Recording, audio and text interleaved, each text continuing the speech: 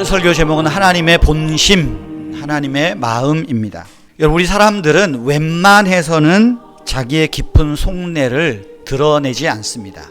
할 수만 있으면 내 속마음을 감추고 싶습니다. 그래서 우리 속담에 10길 물 속은 알아도 1길 사람 속은 모른다, 그런 말 있지 않습니까? 사람의 깊은 마음, 사람의 그 본심을 알기가 그만큼 어렵다는 것입니다. 살다 보면 우리는 내 본심이 아닌 말과 행동을 할 때가 많습니다. 우리는 거기에 따른 책임과 결과를 지고 살아야 합니다. 여러분, 갑돌이와 갑순이 노래 아세요? 아마 이 두 사람처럼 자기의 깊은 속내, 본심을 꽁꽁 감추고 살았다가 결국은 후회하고 눈물 흘리는 내용이 갑돌이, 갑순이 노래가 아닌가 싶습니다. 남녀간의 사랑은 그 본심을 빨리 알아차리지 못해서 지나가 버릴 때가 많습니다. 우리 연세 드신 부모님들 늘 익숙해 있죠. 야, 그거 꼭 말로 해야 알아? 늘 본심을 감추는데 익숙하게 사셨어요. 근데 요즘 젊은 친구들은 안 감추잖아요. 본심을 그대로 드러냅니다. 여러분, 우리가 신앙적으로, 영적으로 깊이 생각할 부분이 있습니다. 우리는 하나님의 본심을 신속하게 알아차려야 됩니다. 그리고 하나님께 우리의 본심을 신속하게 알려야 합니다. 그것이 주님과 더불어 이 생에서뿐 아니라 영원한 나라에서도 복락을 누리게 되는 은혜입니다. 예레미야 선지자를 가리켜 눈물의 선지자, 그렇게 말합니다. 예레미야는 눈물을 흘리면서 민족의 멸망을 예언했습니다. 예레미야는 이스라엘과 그 백성들에게 축복이 아닌 멸망을 예언했습니다. 그것 때문에 깊은 감옥에 들어가서 눈물로 고문과 고통을 견뎌야 했습니다. 예레미야가 예언한 대로 예루살렘이 바벨론에게 멸망당합니다. 함락되었습니다. 예루살렘이, 이스라엘이 멸망당하는 것을 예레미야는 눈물로 지켜보아야만 했습니다. 그래서 예레미야를 눈물의 선지자라고 말합니다. 오늘 우리가 읽은 성경은 예레미야 애가입니다. 애가. 예루살렘이 함락당하고 이스라엘 사람들이 포로로 잡혀가는 그것을 보고 눈물로 지은 시, 눈물로 지은 노래입니다. 애가. 슬픔의 노래, 라멘트. 낙심하면서 크게 울부짖는 노래, 비통한 탄식이 담긴 노래, 기도, 시. 아마 성경 66권 중에 이 애가서만큼 슬픔을 담고 있는 책은 없을 것입니다. 제가 지난 2주일 계속 좀 무거운 이야기를 드렸습니다. 밤에 부르는 노래, 하나님이 우리에게 밤에 노래를 주신다. 하나님이 우리에게 한밤중에도 화이팅하라고 격려를 주신다. 그런 맥락의 말씀을 드렸습니다. 오늘 설교의 흐름도 어쩌면 한밤중에 있는 우리를 향해서, 오늘날 교회와 국가와 민족을 향해서 주는 하나님의 말씀이기도 합니다. 예레미야가 처한 처지나 오늘날 우리 한국의 교회와 국가가 처한 처지가 다를 바 없습니다. 국가는 국가대로, 교회는 교회대로 겉은 화려한 것 같지만 깊이 들여다보면 캄캄한 한밤중입니다. 예레미야 선지자는 이 절망의 상황에서 탄식하고 있습니다. 그런데 하나님은 절망의 상황에서 탄식하는 이들에게도 욥에게 노래를 주셨듯이, 스바냐를 통해서 격려하고 응원을 하셨듯이 예레미야에게 희망을 보여줍니다. 희망은 꺼지지 않았다는 것을 보여주는 거예요. BC 586년 예루살렘이 바벨론에게 함락당했습니다. 이스라엘의 시드기야 왕, 남유다의 시드기야 왕은 두 눈이 뽑혀 결박한 채로 바벨론에 끌려갔습니다. 예루살렘에 있는 모든 집은 불탔고 예루살렘 성전의 모든 기구들은 파괴되었고 백성들은 포로로 끌려가거나 남겨진 채 굶주려 있습니다. 길거리에는 시체가 질비한 상황입니다. 예레미야에가는 이런 시대적 배경에서 나오는 탄식입니다. 예레미야 말을 듣지 않습니다. 오히려 예레미야를 가짜 선지자라고 욕할 지경입니다. 그러나 예레미야는 절망의 상황에서, 절망 중에도 하나님이 주시는 노래를 부르는 거예요. 그래서 예레미야 애가는 절망만이 아니라 하나님의 희망을 우리에게 말하는 겁니다. 오늘 예레미야를 통해서 하나님이 우리에게 보여주시는 그 희망의 끈이 뭘까요? 하나님의 마음이라는 거예요. 하나님의 마음. 33절 다 함께 읽어보겠습니다. 주께서 인생으로 고생하게 하시며 근심하게 하심은 본심이 아니시로다. 하나님의 본심은 우리가 고생하거나 근심하는 게 아니라, 우리가 고생하고 근심하는 것은 내가 잘못해서 혹은 누군가가 잘못한 그 여파로 고생하고 근심하지만 이것은 철저하게 우리 인간의 탓이지 하나님의 본심은 아니다라는 것입니다. 지금 이스라엘 백성들을 생각해 보십시오. 우상 숭배와 도덕적인 부패로 인해서 말로 표현할 수 없는 고통과 괴로움을 당하고 있습니다. 사랑하는 조국과 무너진 성전과 가족을 멀리한 채 기약 없이 포로로 끌려간 사람들의 마음을 상상해 보십시오. 예레미야를 통해서 70년 후에 너희가 고국으로 돌아오겠다라고 하지만 70년이 어느 세월에 올까? 그 말이 실감이 나나요? 기다려지지 않습니다. 고통스럽고 근심, 괴로움이 가득합니다. 그런데 하나님이 말씀하세요. 너희가 그렇게 고생하는 것, 근심하는 것, 이건 하나님의 본심이 아니야. 하나님은 너희가 고생하고 근심하게 내버려 두시지 않아. 제발 좀 하나님의 마음을 알아차리렴. 그 말씀하고 있는 거예요. 하나님의 본심은 뭡니까? 이스라엘 백성들이 제자리에 서는 거예요. 하나님의 백성들이 제자리에 서서 하나님을 사랑하고 이웃을 사랑하고 함께 하나님을 예배하며 경배하는 거예요. 그 자리에 서서 제발 좀 내 마음과 여러분의 마음, 우리의 마음들이 서로 교통하는 것, 하나님의 본심이라는 거예요. 사랑하는 성도 여러분, 그럼 오늘 예레미야 애가를 통하여서 우리에게 주시는 하나님의 본심, 고생과 근심하는 백성을 향한 하나님의 본심은 무엇입니까? 첫째, 하나님의 본심은 인자와 긍휼입니다. 3장 22절 여호와의 인자와 긍휼이 무궁하심으로 우리가 진멸되지 아니함이니이다. 하나님의 본심은 이스라엘 백성들이 바벨론에서 진멸당하는 게 아니에요. 고생하고 근심하다가 인생 종치는 게 아니에요. 하나님의 본심, 하나님의 마음은 인자와 긍휼이 무궁하시다. 우리는 이 성경 말씀이 너무 익숙해서 그럴듯하게 읽지만 이 원문을 제가 가만히 보니까 이 말은 이런 거예요. 우리를 향한 하나님의 인자하심은 끝이 없습니다. 그리고 우리를 향한 하나님의 긍휼하심, 애끓는 마음은 실패하지 않습니다. 하나님의 인자, 하나님의 긍휼이 끝이 없고 실패하지 않는다는 거예요. 여호와의 인자와 긍휼하심이 무궁하다. 그래서 아까 우리 본 3장 32절에서 이 말씀을 또 한 번 반복하고 있습니다. 그가 비록 근심하게 하시나 그의 풍부한 인자하심에 따라 긍휼히 여기실 것입니다. 하나님이 우리를 본심으로 인자하심과 긍휼히 여기심으로 대한다는 것입니다. 인자, 이 말은 언약적인 사랑입니다. 언약의 사랑. 언약의 관계로 맺었기 때문에 이 인자하심이라는 것은 그럼에도 불구하고의 사랑이에요. 뭐 때문에 사랑이 아니라 그럼에도 불구하고, 내가 잘해서가 아니라 내가 못했음에도 불구하고 사랑하는 거예요. 우리 인간의 언약들은 비록 깨지기도 해요. 망가지기도 해요. 상처받아서. 그러나 하나님의 언약의 사랑은 내 실수에도 불구하고 내 허물에도 불구하고 변함없다는 거예요. 그래서 하나님의 인자함, 그 언약의 사랑은 끝이 없다. 끝이 없다는 거예요. 긍휼이라는 말은 뭐예요? 긍휼. 불쌍히 여기고 측은히 여기는 하나님의 마음이에요. 우리를 불쌍히 여기시는 하나님의 그 마음은 실패하지 않아요. 언제까지? 우리를 다시 회복시킬 때까지.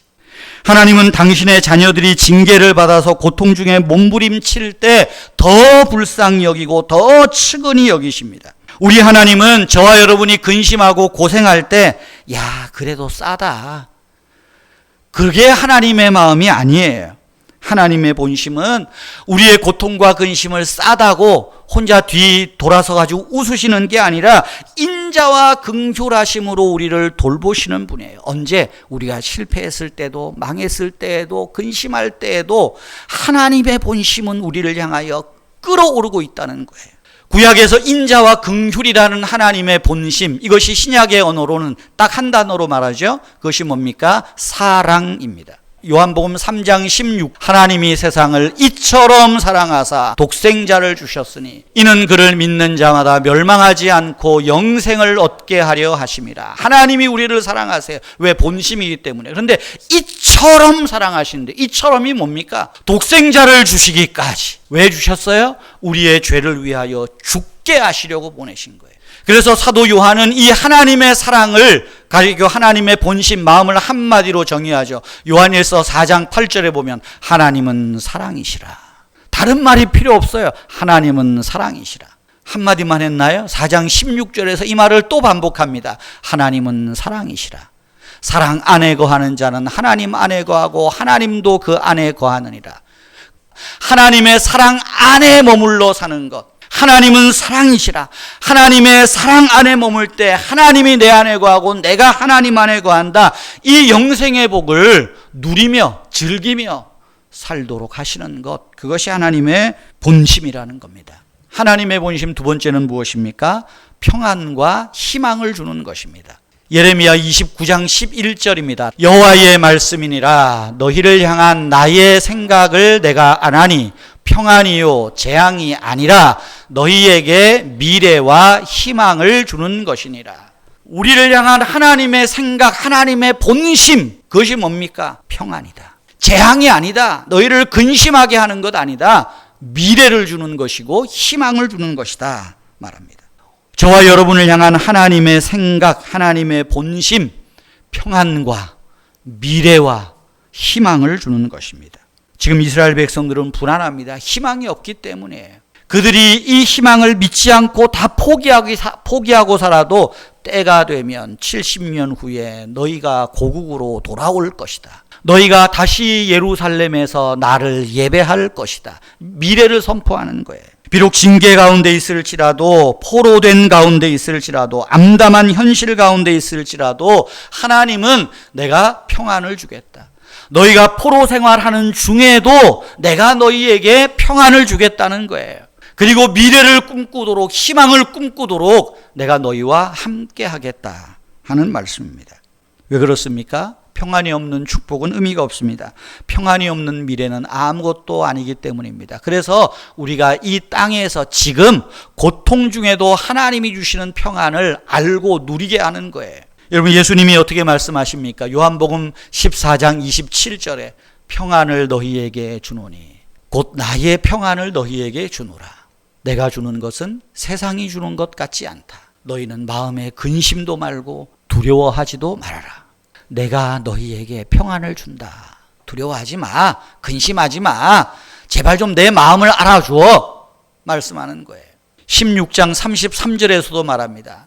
내가 너희에게 이것을 이루면 너희로 내 안에서 평안을 누리게 함이니라. 세상에서 평안을 준다고 그거 쫓아다니지 마.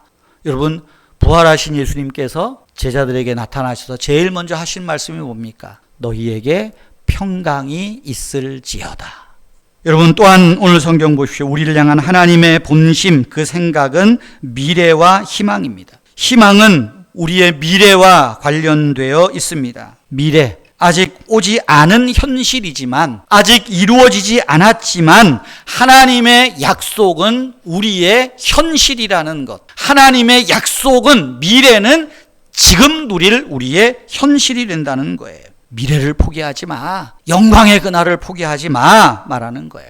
제가 한 3주 계속 교회의 안 좋은 모습들을 이야기해서 죄송합니다. 중세 시대를 보십시오. 역사적으로 보면 중세에 교회가 타락했어요. 교회가 타락하니 정치가 타락했어요. 교회가 타락하고 정치가 타락하니 그들이 돌파구로 전쟁을 일으킵니다. 십자군 전쟁이 그래서 일어나는 거 아니에요. 그런데 하나님의 희망이 있어요. 하나님의 꿈이 있어요. 뭡니까? 언제일지 모르지만 루터와 같은 사람, 쯔빙글리와 같은 사람, 깔벤과 같은 사람을 통해서 하나님이 다시 역사를 뒤엎는 거예요. 그래서 종교개혁이 일어나는 것 아니겠습니까? 하나님의 나라, 하나님의 미래, 하나님의 평안, 하나님의 희망을 붙들었던 그 말틴 루터와 깔빈 같은 사람을 통해서 다시 교회가 회복되고 역사가 제자리를 찾아갈 수 있었던 것 아니겠습니까? 여러분, 우리가 하나님의 본심을 모르면 하나님을 오해하게 됩니다. 보이는 현실에서 절망하고 탄식하고 불평할 수밖에 없습니다. 자기 고집과 아집, 세상 성공에만 사로잡혀 있으면 하나님의 본심을 알 수 없습니다. 자기의 목표, 자기가 중심이 되면 하나님의 본심이 전부 자기 중심적이에요. 그래서 철저하게 하나님을 이용하는 거예요. 여러분, 하나님의 본심을 알아차리십시오. 하나님의 본심, 인자와 긍휼하심입니다. 우리에게 평안을 주는 것입니다. 미래를 주는 것입니다. 하나님은 사랑이십니다. 하나님의 사랑은 끝이 없습니다. 하나님의 사랑은 실패함이 없습니다. 하나님의 사랑은 언제든지 변하는 게 아닙니다.